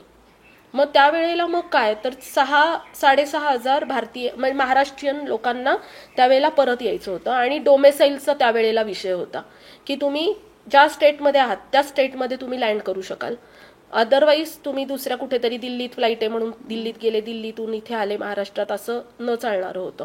मग अशा वेळेला 6,000-6,500 लोकांचा आमचा व्हॉट्सअप ग्रुप झाला. त्यावेळेला मी इनिशिएटिव्ह घेतला, कारण मी पण रोज त्यातलीच होते जी एम्बेसी आणि काउन्सिलेटला मेल करायचे, सासऱ्यांचे रिपोर्ट पाठवायचे आणि मला परत यायचंय असं रिक्वेस्ट करायचे. पण एम्बेसी काउन्सिलेटच्या लिमिटेशन त्या होत्या. घरात माझी सगळी फॅमिली, माझे मिस्टर, 2 मुलं, तुम्ही 4 जण. 4 जण. आणि मग त्यावेळेला मी सर्वसामान्य नागरिकांसारखी तेच ना. मग मला एक दिवस असं वाटलं की मी रोज मेल करतेय तर आपण का नाही पुढाकार घ्यावा. तर मी एक फेसबुक लाईव्ह केला आणि त्यामध्ये ना दुबईतल्या लोकांना, जे मोठे बिझनेसमन आहेत, ज्यांचे आपल्या गव्हर्नमेंटशी चांगले कनेक्ट आहेत, तर त्यांना अपील केलं की तुम्ही पुढे या आपल्या लोकांसाठी आणि काहीतरी सरकार दरबारी आपल्यासाठी फ्लाईट चालू व्हावी महाराष्ट्रातल्या लोकांसाठी म्हणून ते प्रयत्न करा. मराठी उद्योजकांना. तर पुण्याचेच एक राहुल तुळपुळे म्हणून आहेत, दुबईत त्यांचा खूप मोठा बिझनेस आहे. तर राहुलजींचा मला फोन आला की तू जे करतीयस ना आता काम, तर सेम याच्यावर मी करतोय पण मी थोडंसं गव्हर्नमेंट लेवलला करतोय. तर माझ्याकडे ही सगळी लोक व्हॉट्सअप ग्रुपच्या याच्यातून कनेक्ट झाली होती, मी त्यांचं प्रतिनिधित्व करत होते. पण राहुलजी स्टेट लेवलला ऑलरेडी गव्हर्नमेंटशी हे करत होते की फ्लाईट चालू होण्यासाठी काय. मग आमचे एकत्र एफर्ट सुरू झाले की कागदोपत्री सगळी जी काही आहेत परमिशन वगैरे तर ते पाहतील आणि बाकीचा सपोर्ट जो आहे मिळवून देणं वगैरे तर ते. तर मार्च महिना फ्लाईट बंद झाली ते जून महिन्यापर्यंत एकही फ्लाईट महाराष्ट्रात लँड झाली नाही. मग त्या तिकडेच अडकलं सगळेच लोक. मग त्यात इमर्जन्सी होत्या की 35 वीक नंतर प्रेग्नंट लेडीज ट्रॅव्हल नाही करू शकत. तर कोविड आल्याने काय झालं, दुबईमध्ये त्या क्षणाला अनेक लोकांच्या जॉब गेले आणि अशा अनेक महिला प्रेग्नंट लेडीज होत्या की ज्यांच्या मिस्टरांचे अनफॉर्च्युनेटली जॉब गेले. मग तिथे थांबायचं, तिथे डिलिव्हरी करायची, हे शक्यच नाहीये ना जॉब नसताना, किंवा एखाद्या फॅमिलीला घेऊन तिथे जॉब नसताना राहणं. अशा खूप साऱ्या फॅमिलीज तिथे अडकल्या. मार्च महिना होता, खूप सारे पेरेंट्स सीझन चांगला असतो म्हणून तिकडे जातात, जाताना 15-20 दिवसाचेच औषधं घेऊन जातात. मग त्यांची औषधं संपलेली, मग त्या पेरेंट्सला इकडे परत यायचं, ते पॅनिक व्हायचे. वयोवृद्ध लोक आहेत, त्यांना कोविडच्या काळात तिथे लॉकडाऊनमध्ये नाही राहू शकत, मग आपलं घर कधीही चांगलं, ते पॅनिक होणार, मग त्यांचे बाकीचे हेल्थ इश्यू येणं. कॅन्सर पेशंट होते, वेगवेगळ्या मेडिकल इमर्जन्सीचे होते. ह्या 35 वीकवाल्या सगळ्या होत आलेल्या सगळ्या प्रेग्नंट लेडीज होत्या. मग ह्यांना आम्ही इमर्जन्सी केसेस म्हणायचो. मग आम्ही एम्बेसीच्या मदतीने त्यांना केरळला पाठवायला लागलो. पण केरळाने सुरुवातीला सपोर्ट केला, काही 10 इमर्जन्सी केसेस हे करायला, पण नंतर त्यांनी क्वारंटाईन वगैरे बाकी सगळे इश्यू करून ना प्रॉब्लेम सुरू केले. मग अशा वेळेला फ्लाईट चालू करणं, चार्टर फ्लाईट एक्झिक्यूट करणं हे एकमेव सोल्युशन होतं. तर राहुलजींच्या याच्यातून ते आलं आणि त्यावेळेला gulf Maharashtra business forum, Rahulji आणि आम्ही पहिल्या 2 इव्हॅक्युएशन चार्टर फ्लाईट महाराष्ट्रात आल्या. 12 आणि 13 जूनला आणि त्याच फ्लाईटने मी भारतात आले. पण त्याबरोबर 180 ते जे 2 फ्लाईट आहेत, एक मुंबईत आली, एक पुण्यामध्ये आली. आणि त्यानंतर धनंजय दातार म्हणून मसाला किंग जे आहेत, त्यांनी खूप साऱ्या महाराष्ट्रीयन कामगार वर्गाला फ्री ऑफ कॉस्ट आणलं. तर दातार सरांची पण इच्छा होती की हे काम खूप मोठं होतं, कारण डोमेसाईल वगैरे, नंतर सगळं इथे आल्यावर क्वारंटाईनची व्यवस्था करणं आणि ते सगळं महाराष्ट्र म्हणजे शासकीय ते लोड वाढतो ना कामाचा आहे. आम्ही सोशल वर्क करायला जाऊ, पण इथे बाहेरच्या देशात आल्यानंतर त्यांना कुठे सगळ्या गोष्टी करायच्या. तर इथलं ऑलरेडी कोविडचं सगळं पॅनिक आणि त्यात आम्ही आणलेली ती सगळी लोकांची वर, तर त्यांना ते कामाचं बर्डन ते जास्त यायचं. मग त्यावेळेला मग ती जबाबदारी घेऊन कोणीतरी करणार होतं. म्हणून मी भारतात आल्या आल्या लगेच दुसऱ्या दिवशी आम्ही कामगारांचा जो काही आहे विषय फ्री ऑफ कॉस्ट आणण्याचा दातार सरांचा तो घेतला. तो मी सिंगल हँडेड सगळा केला. इथला नोडल प्रत्येक ऑफिसर बरोबर कनेक्ट होऊन त्या लोकांचं क्वारंटाईन वगैरे सगळी सोय करून देणं फ्री ऑफ कॉस्ट. तर त्या सगळ्या आम्ही गोष्टी केल्या आणि जवळजवळ 3-1 हजाराच्या आसपास महाराष्ट्रीयन लोकांना आम्ही भारतात म्हणजे महाराष्ट्रात त्यावेळेला आम्ही आणलं. पण कोणीतरी आपल्याला फ्रीमध्ये नेते असं म्हणून फक्त महाराष्ट्रीयन नाही तर पूर्ण भारतातले लेबर क्लास लोक मला फोन करायचे की आम्हाला पण यायचंय. अगदी पाकिस्तानातली लोक पण मला कॉल करायची की हमें हमारे मुल्क वापस जाना है. तर असं करत करत माझा सौदीपर्यंत नंबर गेला.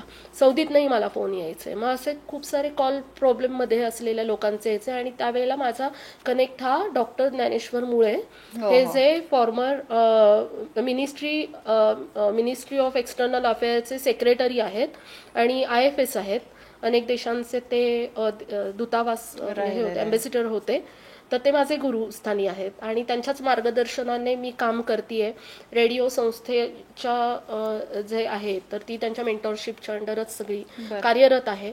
आणि त्यांचा माझा संपर्क झाला होता. तर सरांनी त्यावेळेला दिली ती की हे तू इंडिव्हिज्युअल लेवलला जे काम करतेय तर ते आपण संस्थात्मक करू, जेणेकरून आपण जगभरातल्या लोकांना मदत करू. म्हणून रेडिओची स्थापना झाली. आज ऑफिशियली 28 देशांमध्ये रेडिओचे ॲडवायझर आहेत. आमची टीम अशी आहे की मी ॲज अ CEO इथून बघते. डॉक्टर ज्ञानेश्वर मुळे सर आमचे मेंटॉर आहेत आणि प्रत्येक एम्बेसी आणि काउन्सिलेट यांच्याबरोबर मी क्लोजली काम करतेच. पण त्याचबरोबर त्या देशामध्ये आमचे ॲडवायझर आहेत की जे प्रवासी भारतीय सन्मान अवॉर्डी आहेत, जो राष्ट्रपती पुरस्कार असतो विदेशात राहणाऱ्या लोकांसाठी, एकदम सन्मानाचा असा तो मोठा पुरस्कार आहे.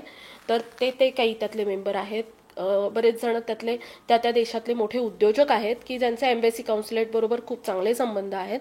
जर काही अडचण आली तिथे कुठल्याही लोकांना, तर जो काही तिथला सपोर्ट, जो लोकल सपोर्ट पाहिजे फायनान्शियली किंवा जी काही इमर्जन्सी असतात, कुणाचं तरी पटकन तिकीट काढून द्यायचं आहे, बरोबर, तर अशा सगळ्याला आमची टीम मदत करते आणि लोकल सपोर्ट तिथे प्रोव्हाइड करते.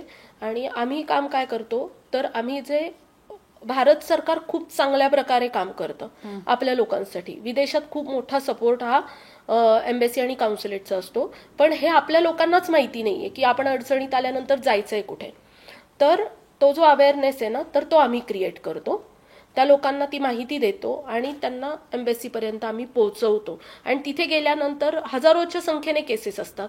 मग ती लवकरात लवकर कशी सॉल्व्ह करता येईल त्याच्यासाठी आम्ही तिथल्या ऑफिशियल्स बरोबर बोलून कमीत कमी कालावधीमध्ये त्यांना भारतात आणायला मदत करतो. तर अशी टीम वाढत चालली आहे खूप सारी.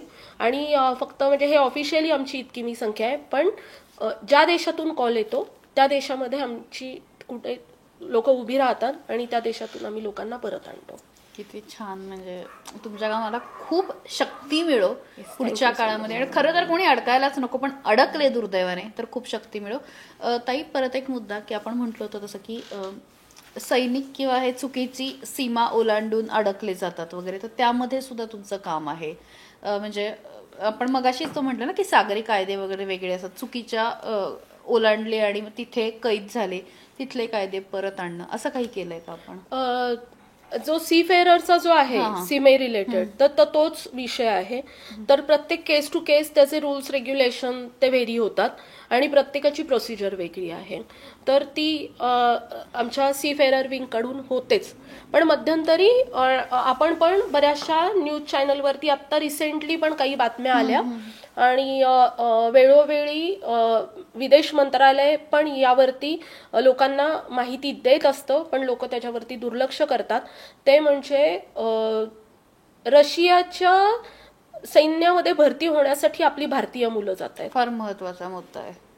तर हे खूप म्हणजे मी पण जेव्हा माझ्याकडे पहिला कॉल आला ना, तर मी अशी अवाक झाले की जेव्हा सगळे सांगत एवढी युद्धजन्य परिस्थिती आहे, आपण सगळं हा जागतिक प्रश्न आहे, तर त्यावेळेला काही पैसे आपल्याला मिळणार आहे, काहीतरी चांगला पगार मिळणार आहे असं म्हणून आपण आपल्या इथले तरुण वर्ग रशियामध्ये जाऊच कसं शकतो, आणि तेही कुठल्याही मिलिटरीचं ट्रेनिंग न घेता. म्हणजे ते थेट म्हणजे कुठलंही लष्करी कुठलंही बॅकग्राऊंड नसताना, कुठलंही प्रशिक्षण नसताना आपल्या इथली अनेक मुलं अशाच ऑनलाईन जे काय आपलं टेलिग्राम वगैरे वरती जाहिराती येतात ना, ते पाहून की अनेकदा त्यांना पण मिसगाईड केलं जातं की रशियात तुम्हाला आयटीचा जॉब दिला जाईल, अमुक दिलं जाईल, तसं त्यांना फसवे एजंट काहीही सांगतात. पण त्यावेळेला त्यांना ते लक्षात येत नाही. अनेकदा घरच्यांशी भांडून ही मुलं गेलेली आहेत. आणि मग नंतर जेव्हा त्यांच्या ह्याच्यावरती आलंय की कुठलंही प्रशिक्षण नसताना त्यांना फ्रंटवरती त्यांना त्या ड्युटी दिली जाते वॉरमध्ये. ही अशीच म्हणजे अगदीच तरुण 35-40 आतली मुलं सगळी, आणि फ्रंटला त्यांना दिलं जातं. आणि मग नंतर फॅमिलीचे आम्हाला व्हॉइस मेसेजेस त्या मुलांचे आलेले आहेत की आम्हाला कुठलंही ट्रेनिंग नाहीये. जेव्हा जाताना घरच्यांशी भांडून गेलेत की मला पैसा मिळणार आहे, एखाद दुसरी सॅलरी पण त्यांची गेलेली आहे, जमा झालेली आहे, आणि नंतर पहिल्या 2-3 महिन्यांमध्ये डायरेक्ट मुलं फ्रंटला कुठल्याही प्रशिक्षणाशिवाय. आणि मग त्यावेळेला ते कुणाचा तरी मोबाईल घेतात आणि त्यावरनं घरच्यांना मेसेज करतात की मला आता फ्रंटला पाठवलंय, मला माझ्या जीवाची प्रचंड भीती वाटतेय, मला काहीच ट्रेनिंग नाहीये आणि माझं काही होऊ शकतं, तर माझी काही करून इथून मला सुटका करा, असे मेसेजेस पाठवतात. आणि पहिल्यांदा मला असंच एकदा कॉल आला तर मी म्हणजे असं झालं की मला की का बरं, म्हणजे असं का बरं, त्याला माहितीये की असा एवढा मोठा धोका असू शकतो तरी तो का गेला. मग नंतर 6 महिन्यांनी मला परत त्या नातेवाईकांचा कॉल आला की तुम्हाला मी जेव्हा कॉन्टॅक्ट केला होता, तर म्हणजे आधी फॅमिलीचा ते कोणी काका मामा जे असतील त्यांनी मला काळजी पोटी फोन केला होता त्या मुलाला न कळत की आमचा मुलगा गेलाय, त्याला परत आणायचंय. म्हटलं आधी त्याची तर इच्छा असू दे परत येण्याची, तर आम्ही एफर्ट्स घेऊ. नंतर 6 महिन्यांनी परत त्यांचाच फोन मला यावा आणि त्यांनी मला तो व्हॉइस मेसेज पाठवला की तो फ्रंटवरती गेलाय आणि तो रडत आईला त्याने मेसेज केलेला होता की मला काही कर पण परत आण. आणि मग त्यावेळेला मग आम्ही ते प्रयत्न केले, पण तो त्या मुलाचा शेवटचा मेसेज होता. त्यानंतर त्याच्या ह्याच्यावरती कधीही मेसेज डिलिव्हर पण झाला नाही आणि त्या नंबरवरून कधी मेसेज रिसिव्हही झाला नाही. आणि फॅमिलीला क्लूलेस की मुलाचं काय झालंय. तर अशा अनेक मुलांचं म्हणजे मुलांना दिसतं तरुण वर्गाने बाहेर जाताना फक्त पैसा हा महत्वाचा नाहीये, त्यावेळेला सगळ्या गोष्टींचा विचार करणं, जागतिक प्रश्न जे काही चालू आहेत, जे काही घडामोडी चालल्या आहेत त्याचा विचार करणं, त्याबरोबर आपल्या कुटुंबाचा विचार करणं, हे सुद्धा खूप महत्वाचं आहे. 4 पैशांसाठी असं जाऊ नये. आणि हे जे आहे ना ॲडवायझरी आहे ना, ही MEAच्या याच्यावर तुम्हाला सापडेल की असे प्रलोभन म्हणजे रशियामध्ये तुम्ही जाऊ नका म्हणून. सेम कंबोडियासाठी पण आहे. आपल्याला जे स्कॅमचे कॉल्स येतात ना, तर डीमॅट अकाउंट ओपन करा वगैरे आणि आपल्याला अकाउंटला पैसे हे करायला लावतात, तर तसे कंबोडियामध्ये पण जर कुणाला जॉब ऑपॉर्च्युनिटी आल्या मुलांना तर त्या कधीही घेऊ नका असं मी तरुण वर्गाला सांगेल. कारण ते स्कॅम असतात, फसवे एजंट आहेत. तिथे गेल्यानंतर एकेका रूममध्ये 100 मुलं सुद्धा एका असे कोंबलेली असतात. एकेका मुलाला 100 मोबाईल सिम कार्ड दिले जातात आणि त्याला हे कॉल करून घेतले जातात.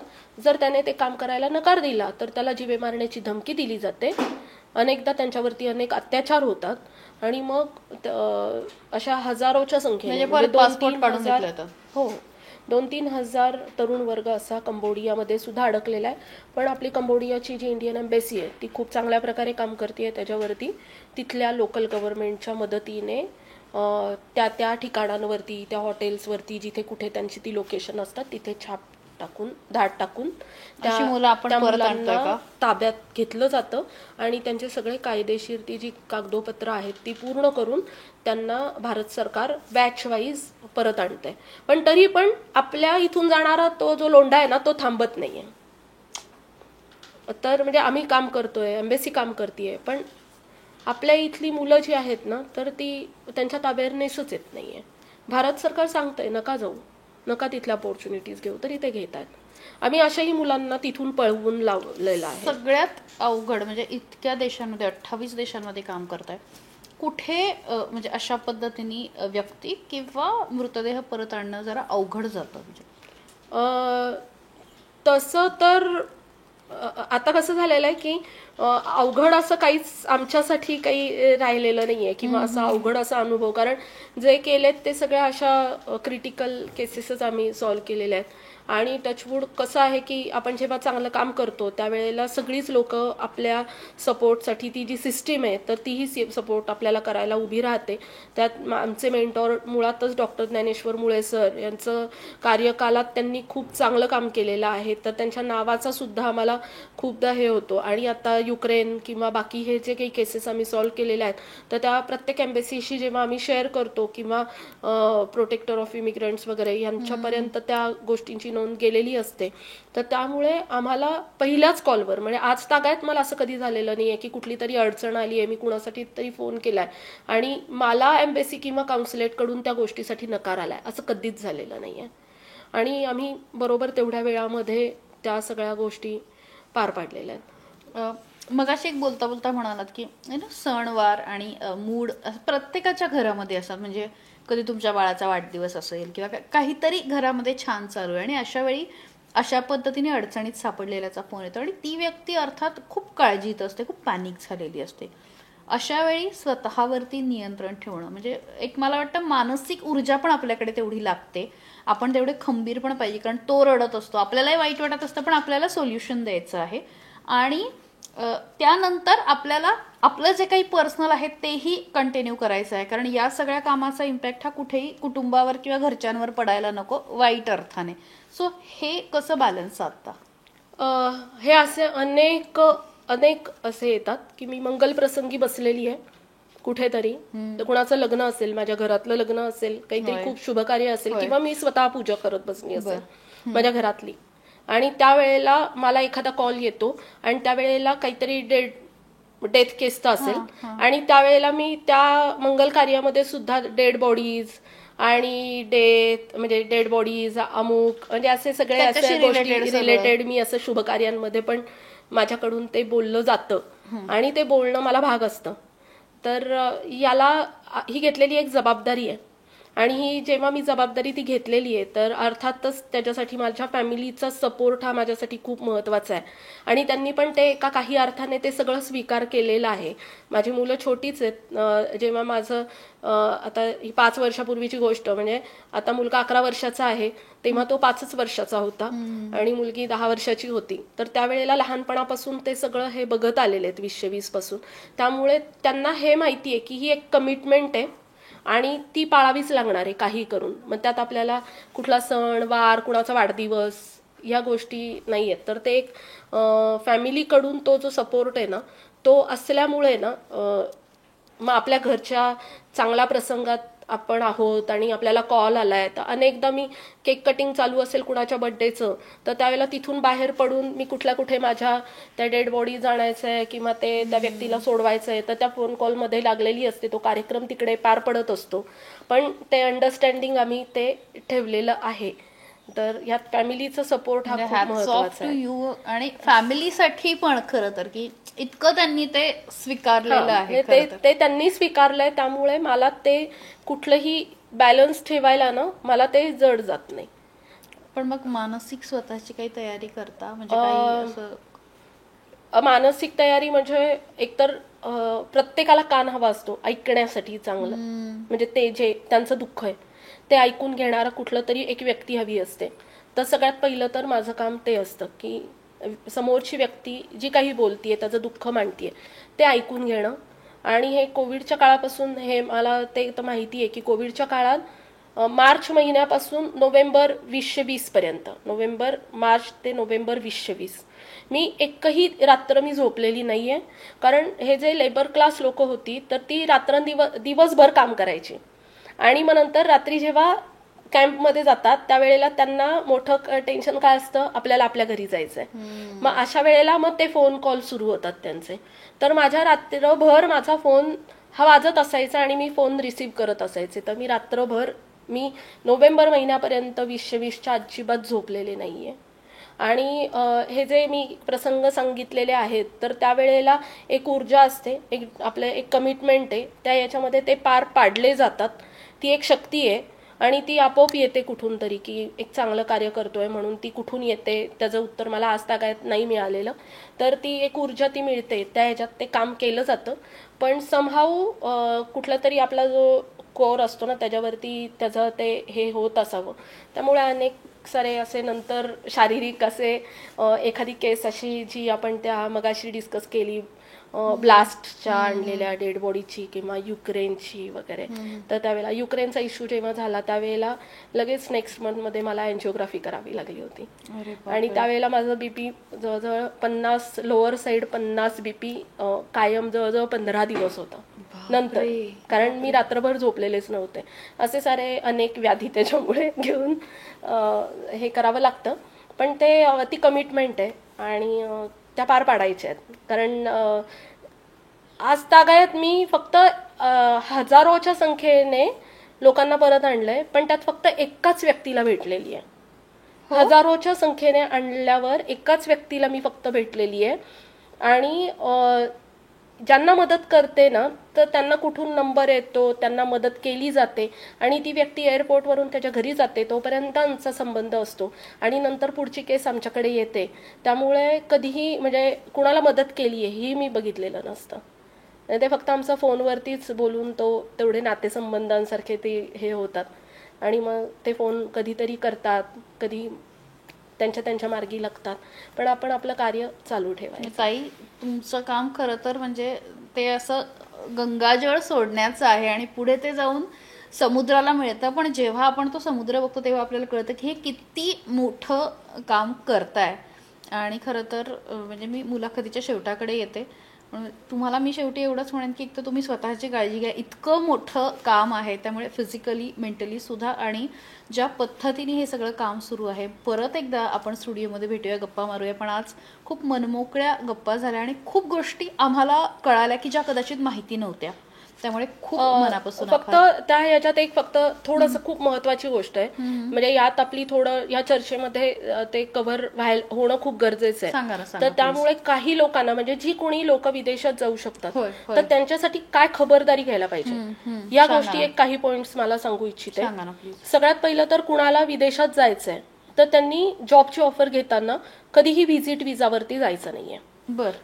लोकांना व्हिजिट विजा दिले जातात. व्हिजिट विजा दिल्यानंतर त्यांचं काय आहे की ते भारत सरकारच्या कुठल्याही त्या लूपमध्ये ते येत नाहीत आणि तो एक बायपास असतो म्हणजे बेकायदेशीर नेण्यासाठीचा.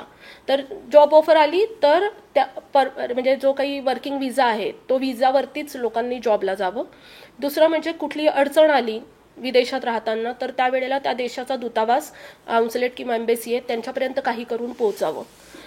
जर कुणाला एजंटकडून जॉब मिळवायचाच असेल तर आपल्या भारत सरकारचं एक प्रोटेक्टर ऑफ इमिग्रंट्स म्हणून डिपार्टमेंट आहे, त्यांचं ई मायग्रंट पोर्टल आहे. तर त्या ई मायग्रंट पोर्टलवरती ऑथराइज्ड भारत सरकारच्या अंडर रजिस्टर्ड झालेले एजन्सीज आहेत.